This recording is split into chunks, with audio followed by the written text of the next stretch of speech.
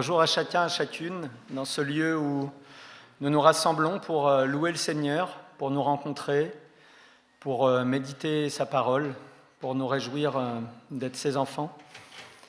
Je commencerai par prier pour remettre ce moment. Seigneur, merci pour ta grâce, merci pour cette possibilité de nous réunir, de nous rassembler en ton nom. Merci pour ton amour de Père, de bon Père. Merci pour ton œuvre de salut. Je te prie de bénir ces moments. Tu vois tout ce que nous avons préparé, tu vois tout où est-ce que nous avons à cœur de partager. Je te prie de préparer nos cœurs et nos pensées pour vivre ce moment en communion, pour nous réjouir de ton œuvre et pour te rendre gloire. Amen. Je propose de faire un petit voyage dans le temps. On va commencer par une lecture dans l'évangile de Jean, donc Jean 1, les versets 1 à 4. Au commencement, la parole existait déjà. La parole était avec Dieu et la parole était Dieu. Elle était au commencement avec Dieu. Tout a été fait par elle, et rien de ce qui a été fait n'a été fait sans elle. En elle, il y avait la vie, et cette vie était la lumière des êtres humains. Et au verset 14, « Et la parole s'est faite homme. Elle a habité parmi nous, pleine de grâce et de vérité. Et nous avons contemplé sa gloire, une gloire comme celle du Fils unique venu du Père. » Et toujours dans l'évangile de Jean, au chapitre 3, ce verset bien connu, « En effet, Dieu a tant aimé le monde qu'il a donné son Fils unique, afin que quiconque croit en lui ne périsse pas, mais ait la vie éternelle. » Je propose de nous lever pour chanter 2 chants, pour nous réjouir de cette création et de cette œuvre de salut, ce miracle du salut. Nous chanterons « Je connais le Créateur du monde » et un si grand miracle.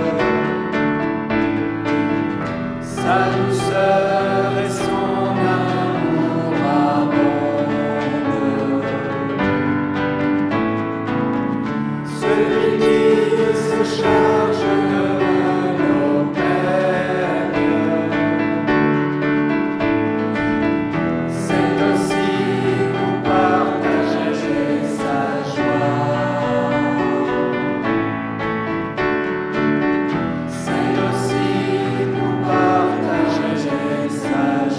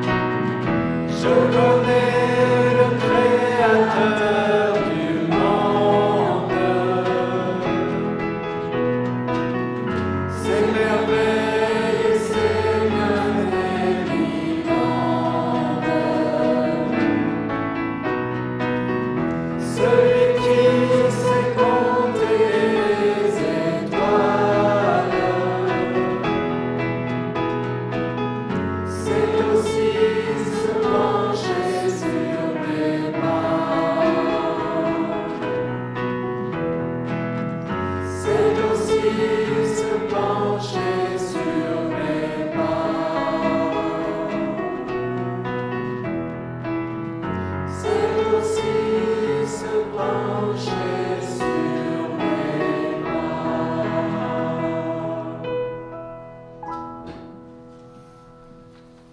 Un si grand miracle. Dieu, quel amour pour nous. Tu nous as donné ton Fils.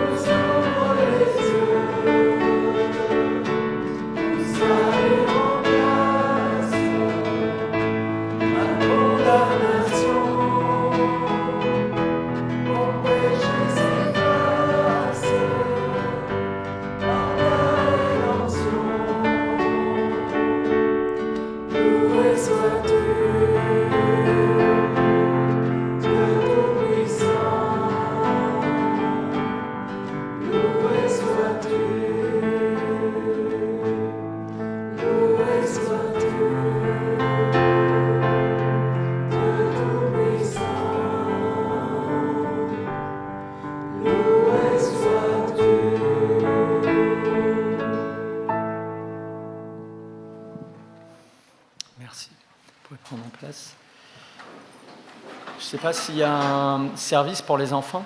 Oui, c'est le moment. Les enfants, vous pouvez retrouver vos moniteurs pour le service pour les enfants, l'étude pour les enfants. Ouais. Merci.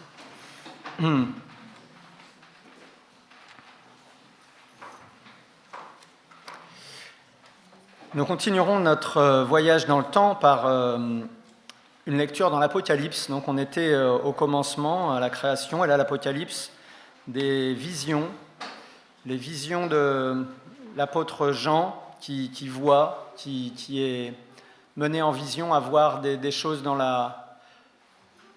l'éternité, ce qui se passe dans le ciel, dans un temps qui n'est plus un temps, qui n'est plus le commencement, est-ce qu'on peut donner une fin à l'éternité, je ne sais pas. En tout cas, écoutons ce que l'apôtre voit et ce qu'il nous partage. « Je regardais et j'entendis la voix de nombreux anges rassemblés autour du trône, des êtres vivants et des anciens. Ils étaient des myriades de myriades et des milliers de milliers.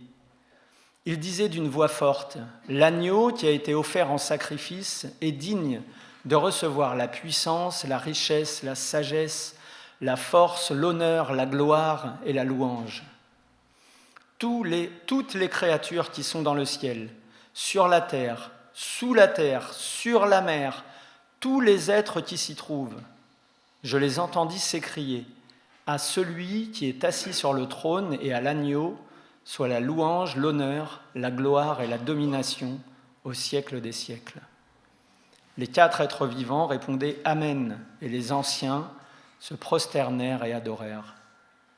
Cette vision qui nous montre l'adoration, toute la création, tout ce qui est créé sur la terre, dans le ciel, qui apporte la louange et qui chante gloire et honneur au Seigneur. Nous chanterons 2 chants, Mon encre et ma voile et gloire et honneur, qui est un chant qui est nouveau pour certains. Dans le chant Mon encre et ma voile, on a ces paroles, « Toi qui as fixé le cours des étoiles, sois mon encre, sois ma voile. Sois mon encre pour ne pas être balayé par les difficultés de la vie, les pressions diverses. Sois ma voile pour avancer, guidé par son esprit, pas par mes propres forces, pas forcément là où se portent mes yeux, là où ton esprit me guide. » Et dans le chant Gloire et honneur, on entend « Quand ton nom est glorifié, mon âme est rassasiée de joie. Gloire et honneur te reviennent. Quand la terre entière chante, quand tous les êtres vivants chantent, elle s'écrie envers le roi des rois, gloire et honneur te reviennent. Comme dans la vision de l'Apocalypse, élevons nos voix pour rendre gloire à Dieu. » Chanterons ces 2 chants. Je propose de vous lever pour... Ensuite, nous aurons un moment de prière libre.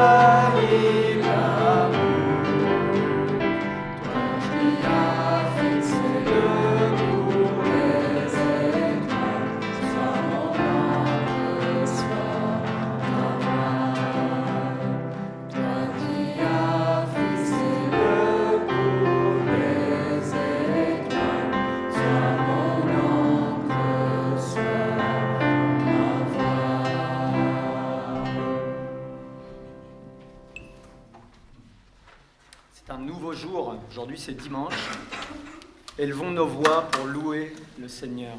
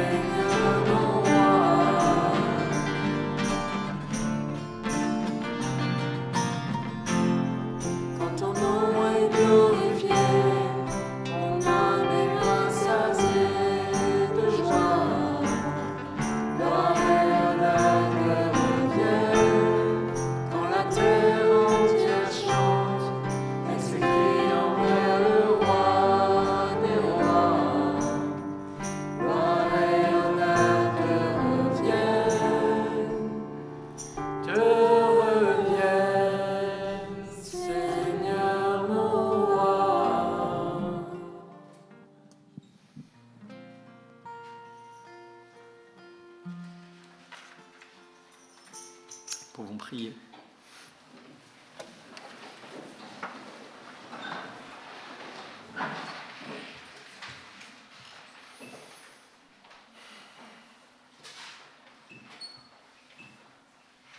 Seigneur, à toi soit toute la gloire, l'honneur, la louange, l'adoration, dans nos cœurs, dans nos vies, dans les cieux, sur la terre. Tu es digne de régner. Tu as tout créé et tu es bon. Tu es celui qui restaure, celui qui donne la vie. Nous voulons t'adorer. Amen.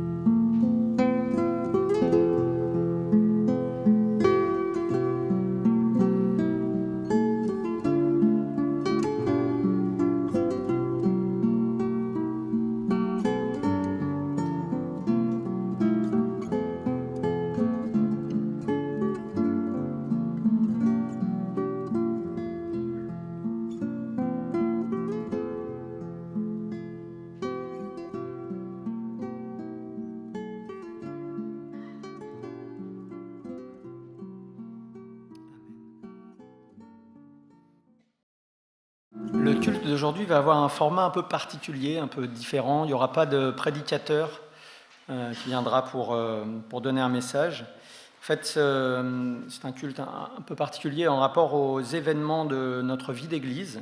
Dans notre Église, il y a plusieurs d'entre nous qui vont participer à la course des héros pour soutenir l'association CEL, Service d'entraide et de liaison. Donc je vais nous allons voir une présentation de l'association soutenue, l'association CEL, et puis on aura un petit moment de réflexion théologique par rapport au travail de cette association, en particulier par rapport à la pauvreté. Et puis je vous présenterai la course des héros, un peu cet engagement de certains d'entre nous dans l'Église. Et voilà, je l'espère de beaucoup par rapport à cette action. On commence par la présentation de l'association CEL. L'association CEL qui a pour devise, entre guillemets, une action chrétienne dans un monde en détresse. Je vais laisser parler un ouvrier du CEL, quelqu'un qui connaît bien parce qu'il travaille au CEL depuis plus de 20 ans. Il s'appelle Daniel Ilion. Il est actuellement directeur des études au sein de l'association, c'est-à-dire qu'il développe une réflexion biblique et théologique sur les questions en rapport avec la pauvreté. Alors, on va voir là un extrait d'un message qu'il a donné, donc de la présentation du CEL qu'il a faite lors d'un culte qui se trouvait dans une église à Montbéliard, l'église de la Prairie. C'est disponible sur YouTube si vous voulez voir, enfin on en reparlera après, mais par rapport, il fait une prédication avant cette présentation du CEL sur la pauvreté qui est très édifiante. Voilà. Donc on va voir cet extrait de vidéo et écoutons Daniel Ilion qui présente le CEL. Je voudrais dire maintenant quelques mots pour présenter le CEL. On va passer à la diapo suivante. Le CEL, c'est une association protestante de solidarité internationale qui vise à améliorer les conditions de vie de personnes et de populations en situation de pauvreté dans des pays en développement. Le CEL a été créé il y a 45 ans à peu près par l'Alliance évangélique française et il y a quelques années de cela, nous avons fait un travail pour essayer de définir un peu en quelques mots qui nous étions et ce que nous voulions faire. Et on a essayé de le faire en trouvant des mots-clés. Alors quand on a commencé à faire l'exercice, il y a plein de mots qui sont sortis.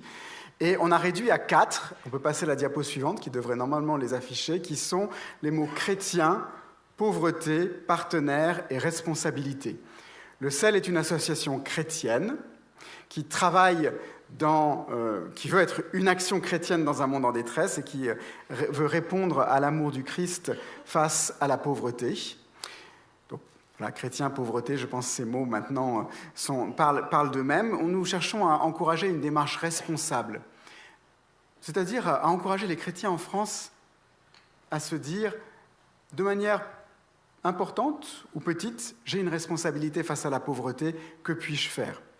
Mais aussi de se dire que les personnes qui vivent dans la pauvreté elles-mêmes peuvent adopter une manière de réagir à leur situation de pauvreté de manière responsable, au sens de se prendre elle-même en charge le plus rapidement possible. Alors parfois ça prend du temps, et il n'y a pas à presser les choses, mais c'est un petit peu ce que je disais tout à l'heure quand je parlais du travail. La meilleure manière finalement d'aider quelqu'un qui est dans la pauvreté, c'est de ne pas faire pour cette personne ce qu'elle peut faire pour elle-même, mais de l'aider à faire un pas pour aller vers un chemin d'autonomie. Et puis, dans les 4 mots-clés, il y a le mot « partenaire ». C'est un mot particulièrement important pour nous. En un sens, si vous le retenez, vous aurez bien compris l'une des plus grandes spécificités du sel. Alors je vais le dire peut-être d'une manière un peu brusque, mais je dirais, en un sens, le sel n'est pas une mission.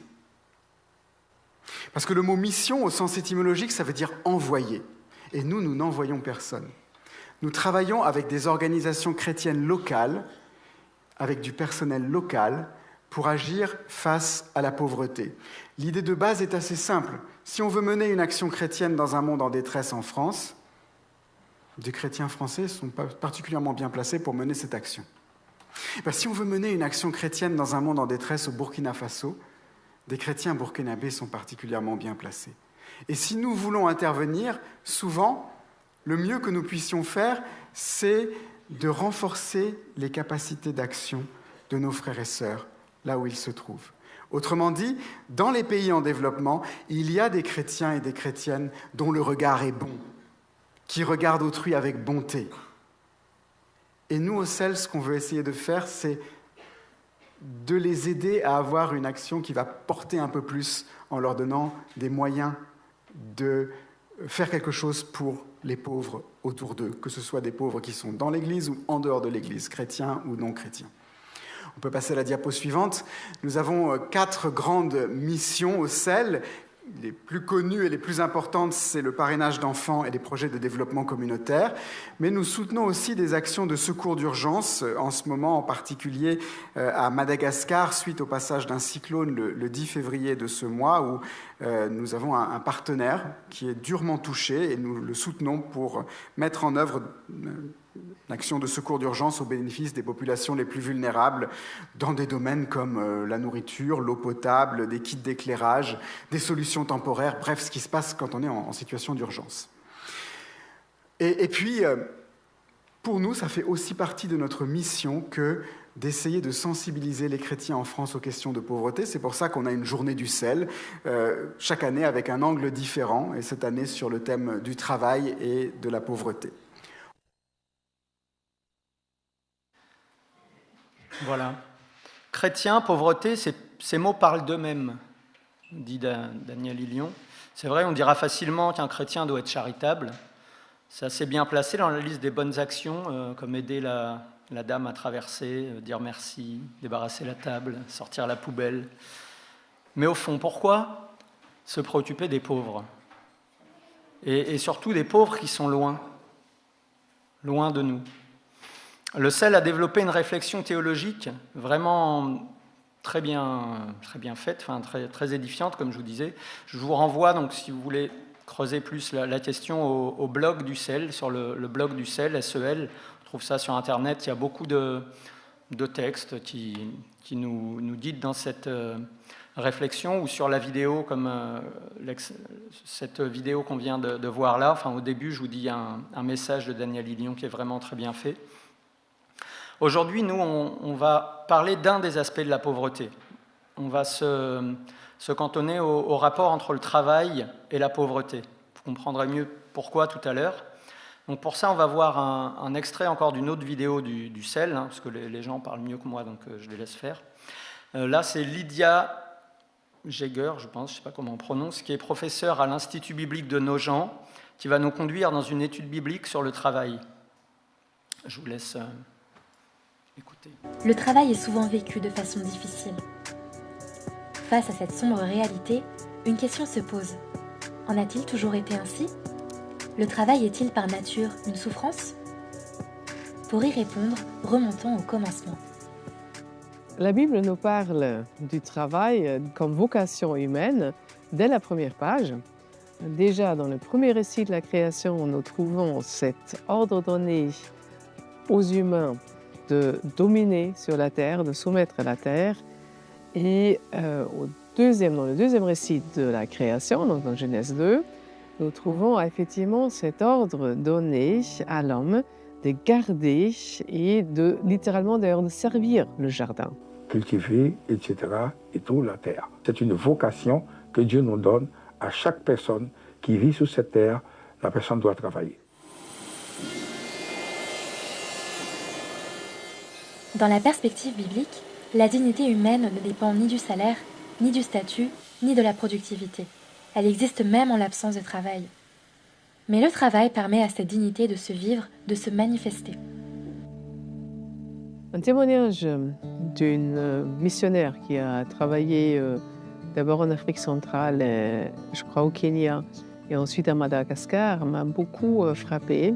En fait, elle nous a parlé d'une formation sur le thème en fait, de la vocation humaine, donc, et en particulier sur l'aspect que l'homme, créé en image de Dieu, il est comme un roi dans la création et il doit donc la dominer, il doit en prendre soin, mais surtout il a la capacité en fait d'agir. Et elle disait que ça c'était souvent une clé ensuite pour le développement, parce qu'elle travaillait avec des populations qui avaient simplement intégré l'idée qu'elles ne pouvaient de toute façon rien faire pour changer leur situation. Alors bien sûr, ce message est plus facile, je pense, à entendre quand on est dans une situation où on a donc un champ d'action possible, où on a déjà les moyens d'action. Mais de réfléchir en fait un peu à ces deux aspects, à la fois de vraiment donner à quelqu'un ou donner à une communauté les moyens de production, mais ça passe aussi par un changement de mentalité. Donc de comprendre, je suis appelé par Dieu à avoir une part active. Je ne suis pas simplement victime de ma situation. Dieu m'a créé en son image et je suis vice-régent de cette création. Quand nous redécouvrons que le travail est un projet de Dieu, il ne s'agit pas d'idéaliser toutes les situations. Mais cela nous rappelle que le travail en lui-même n'est pas le problème. Le péché n'introduit pas le travail. L'homme travaillait déjà avant la chute, mais le péché introduit la pénibilité du travail. Donc là, c'est décrit dans les catégories en fait une société agricole que justement les champs porteront désormais des ronces, des épines et qu'on doit travailler à la sueur de notre front. Mais ce n'est pas la fin de l'histoire. Le travail, même humble, peut être vécu dans la lumière du salut. Quelles sont mes valeurs? Quels sont mes talents? Quelles sont les compétences que Dieu m'a données? Et si je peux identifier les types d'intelligence, les compétences que j'ai reçues de Dieu, alors je peux les mettre au service de mon travail. Quand bien même ce travail ne serait qu'un travail pour gagner de l'argent, quand bien même ce travail ne serait pas très épanouissant, j'ai un moyen, par mon espérance en Dieu, et parce que je prends conscience qu'il a fait un dépôt dans ma vie, de pouvoir utiliser ça.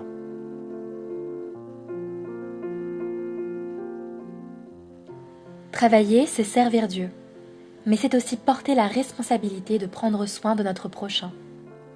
La personne qui travaille, et si j'ai une influence sur elle, ou même une position d'autorité, je ne peux pas la considérer comme les critères de cette société. Et si on est dans une société qui est abîmée, donc on va dire qui est corrompue, qui est abîmée dans sa façon de percevoir l'être humain, nous devons de rectifier, de restaurer cette image de la dignité humaine. Et donc que j'ai un travailleur qualifié ou pas, diplômé ou pas, je dois le traiter de la même façon en termes humains.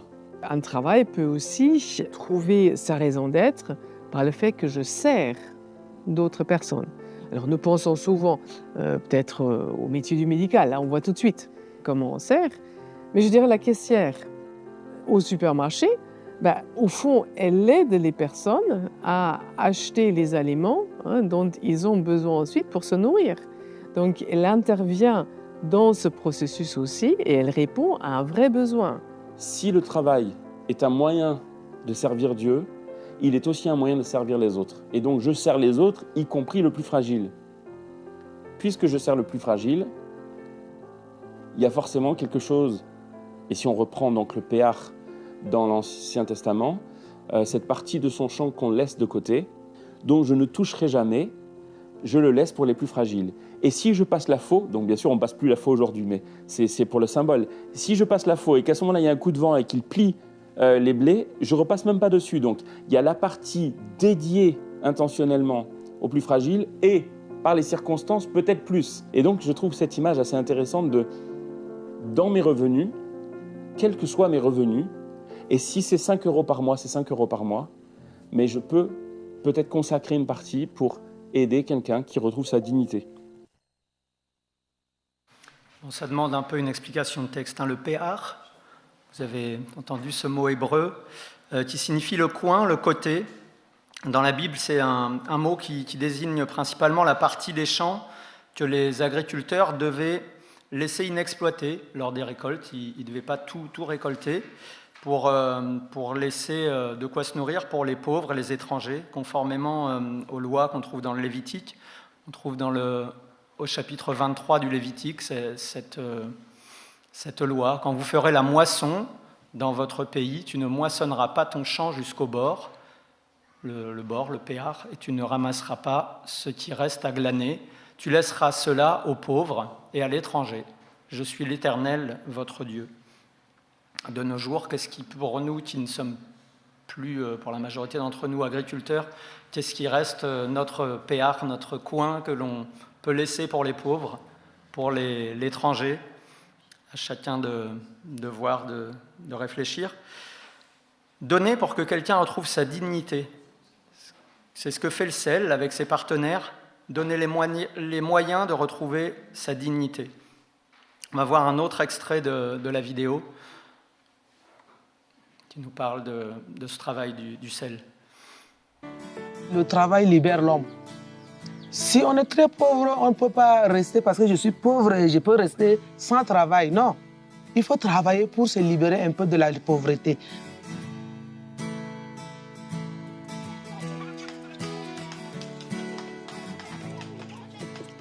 Aider une personne à trouver un travail digne, c'est lui permettre d'avancer vers une plus grande autonomie, de participer à ce mandat que Dieu a confié à l'humanité entière. Et alors, contrairement à ce qu'on pense, les jeunes, moi aussi, j'étais jeune là-bas, il y a cette envie de s'en sortir. Moi, j'ai fait des kilomètres pour aller à l'école, à pied. Bon, ben, il n'y a rien, c'est pas parce qu'il n'y a pas de voiture, mais je ne pouvais pas payer. Donc, chaque personne est animée avec cet esprit. Si elles ne sont pas autonomes, on est là, on va les accompagner d'être autonomes. Il faut l'autonomie parce que la dépendance n'est pas bien.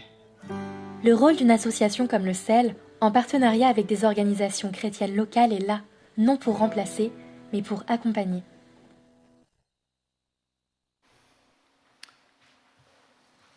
C'est ce que fait le CEL, mais nous ici, qu'est-ce qu'on peut faire? Quel peut être notre rôle? On va voir donc la suite de la vidéo, enfin un extrait encore, qui nous parle de notre rôle, ni des sauveurs, ni des spectateurs.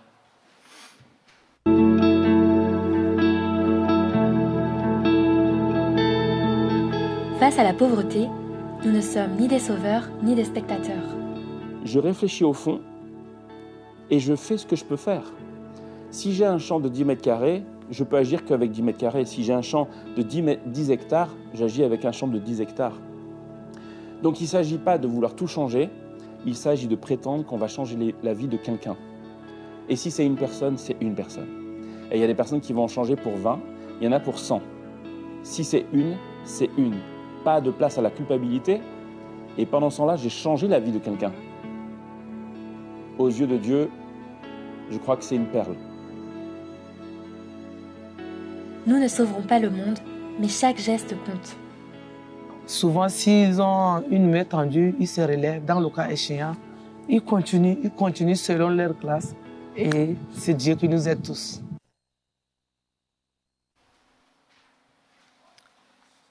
Alors la course des héros, c'est une course solidaire. C'est un engagement qu'ont pris le groupe de jeunes et puis certains d'entre nous qui vont participer à ce moment de course, ce moment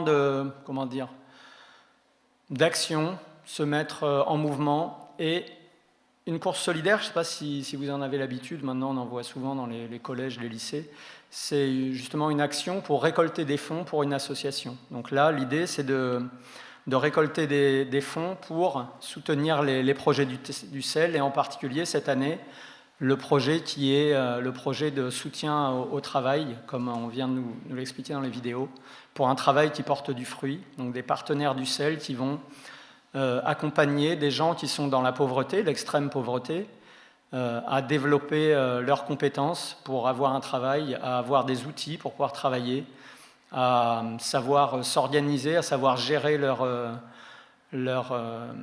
revenus aussi, à savoir gérer leur vie et leurs actions pour que leur travail porte du fruit.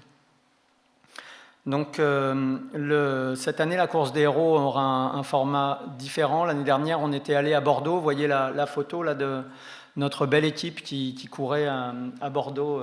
On était dans le parc du Burk. Mais cette année, la course n'est pas organisée là-bas par les organisateurs de la course des héros. Donc ce sera une course qu'on appelle connectée, c'est-à-dire qu'on va courir en local. On sera à Lunas, en Dordogne.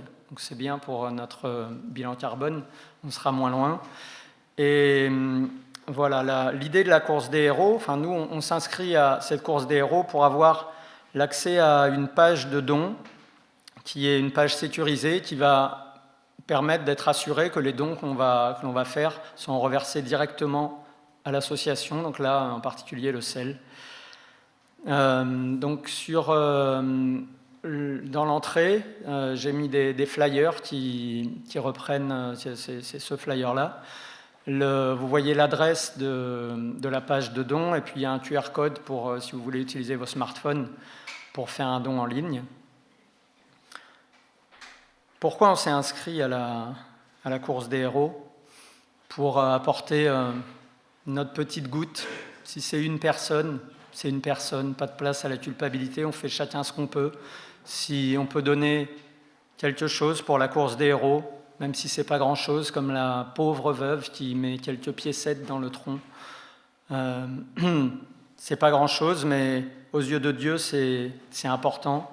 Et pour ces personnes dans la pauvreté, c'est important.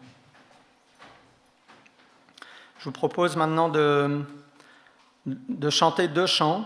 On va chanter un chant qui dit « Ouvre les yeux de mon cœur » et un autre qui dit « Seigneur, fais de nous ». Nous voulons te voir, ce sont les paroles de « Ouvre les yeux de mon cœur ». Est-ce que voir l'Église à l'œuvre, c'est le voir? Est-ce que voir l'Église à l'œuvre, c'est voir Jésus, c'est voir Dieu? Jésus a dit que c'est à l'amour que nous aurons les uns pour les autres que le monde saura que nous sommes ses disciples. Chantons ces 2 chants. Ouvre les yeux de mon cœur et Seigneur, fais de nous.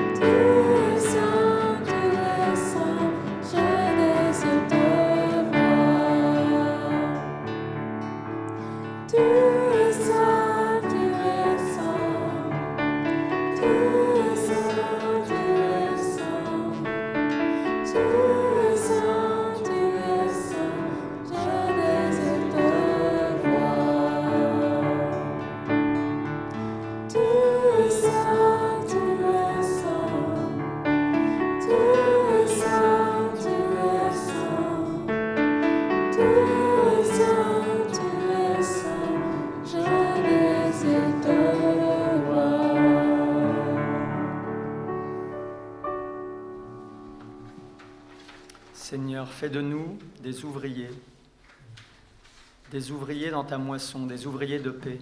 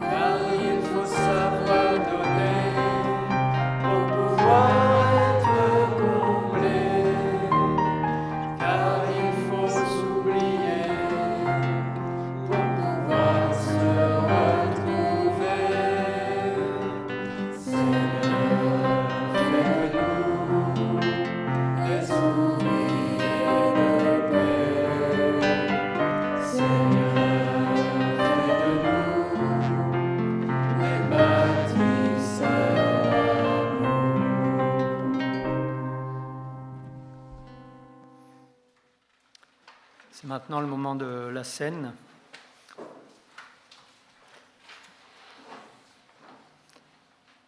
Ce que je trouve touchant dans la scène, c'est que Dieu nous donne un signe qui est pris dans la vie quotidienne, un signe qui est tellement simple qu'on fait ça tous les jours, partager du pain, boire une boisson, pas forcément du vin tous les jours, mais du jus de raisin, ça pourrait, boire, manger, quelque chose qui est un signe simple. On va lire dans l'évangile de Luc ce moment où Jésus est à table avec ses disciples et où il leur transmet ce signe. Quand l'heure fut venue, il se mit à table avec les 12 apôtres. Il leur dit « J'ai vivement désiré manger cette Pâque avec vous avant de souffrir. Car je vous le dis, je ne la mangerai plus jusqu'à ce qu'elle soit accomplie dans le royaume de Dieu. » Puis il prit une coupe, remercia Dieu et dit « Prenez cette coupe et partagez-la entre vous. Car je vous le dis désormais, je ne boirai plus du fruit de la vigne jusqu'à ce que le royaume de Dieu soit venu. » Ensuite, il prit du pain et après avoir remercié Dieu, il le rompit et le leur donna en disant « Ceci est mon corps qui est donné pour vous. Faites ceci en souvenir de moi. » Après le souper, il prit de même la coupe et la leur donna en disant « Cette coupe est la nouvelle alliance en mon sang, qui est versée pour vous. » C'est ce souvenir de Jésus, de ses souffrances, de son œuvre de rédemption que nous allons partager maintenant. Ceux qui veulent partager ce souvenir, ce pain, ce vin, vous pouvez rester debout. J'appellerai ceux que j'ai demandé tout à l'heure, René, Joël et Guy, si vous pouvez aider à partager les éléments. Nous attendrons pour prendre ensemble le pain.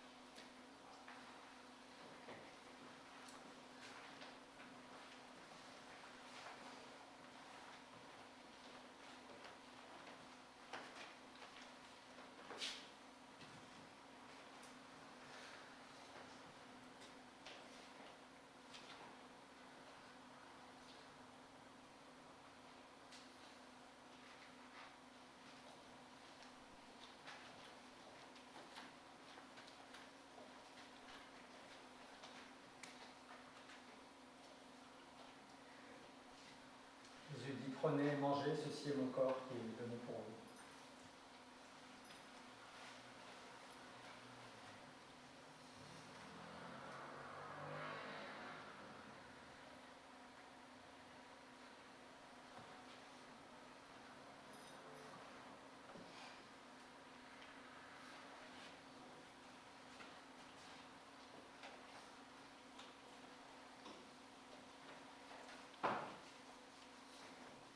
Partageons aussi le besoin. Au milieu des plateaux se trouve le jus de raisin non fermenté autour le vin.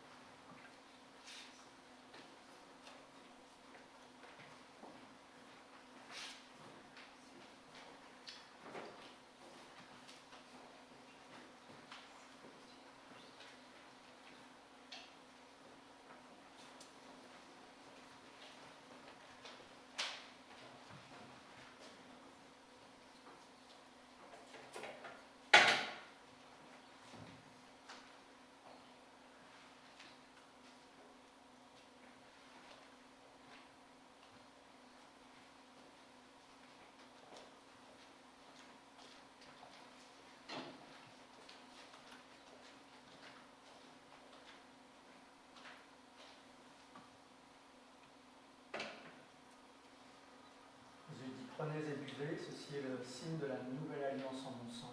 Faites ceci en mémoire de moi.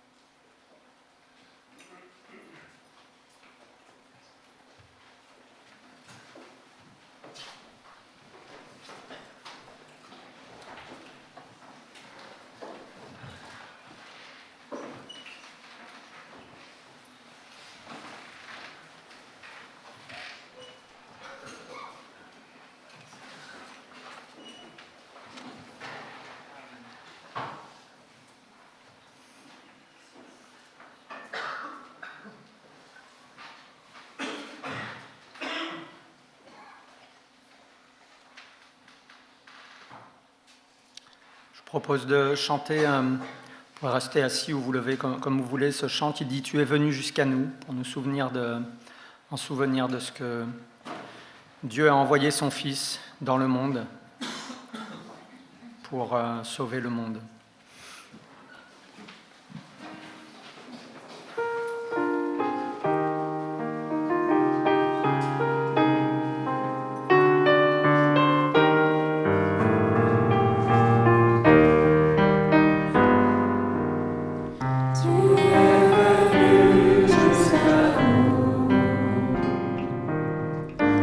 Dans la gloire de ton ciel.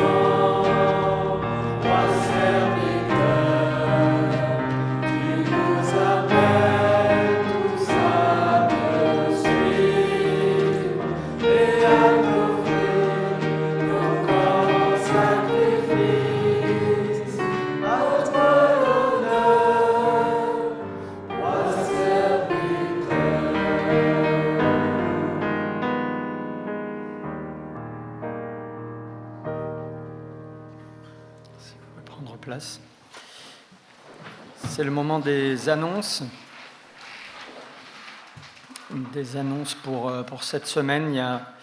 Il y a peu d'activités dans le sens où je crois qu'il n'y a pas de groupe biblique ou d'études bibliques.